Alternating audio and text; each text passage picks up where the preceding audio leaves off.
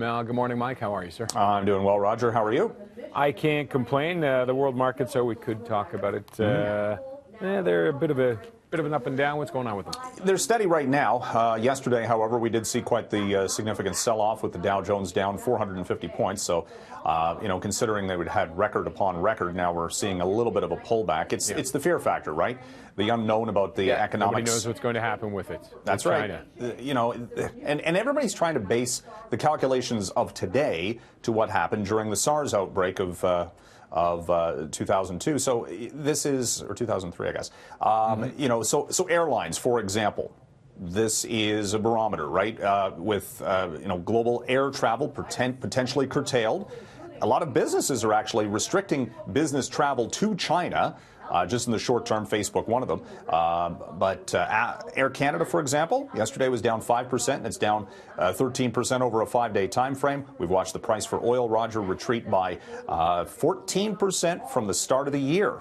So, again, that is the market indicating they're worried about a slowdown globally from an economic standpoint. There's lots going on, and of course, lots of unknowns. So who knows which direction we could head from here? Exactly. And we'll hear later today, actually, a little bit more insight from Apple, because they get all of their iPhone production out of China.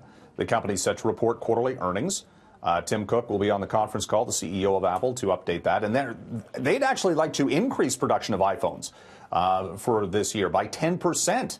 Because of the anticipated demand for the next generation 5G phones, for example. So Apple might have, in the short term again, what they'll deal with it potentially with a production cutback and then ramp things way up. But again, it just leads to volatility in the near term, and it can hit a company's earnings pretty hard. So in other words, just hold on.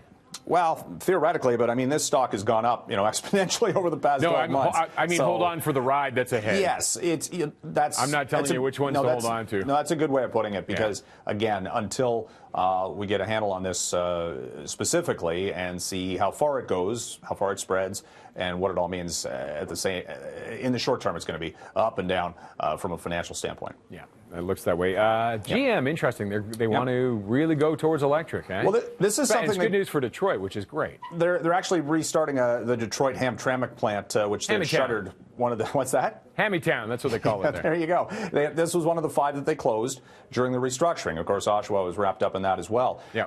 But in this case, they want to build the new all-electric Hummer. They want to do the Origin Cruise, that people mover kind of box-like AI-powered self-driving vehicle, putting $2 billion into the plant and rehiring something like 2,000 employees. So that's not insignificant. That's great. It's great to see for that city. I work down there, and I love Detroit and Windsor. There you go. So, I mean, again, ebbs and flows in the automotive sector. Companies cut, and then they ramp things back up. So, at least it's on an upswing at this point. All right, good news. Thank you, Michael. Thank you. Have a great day. You too.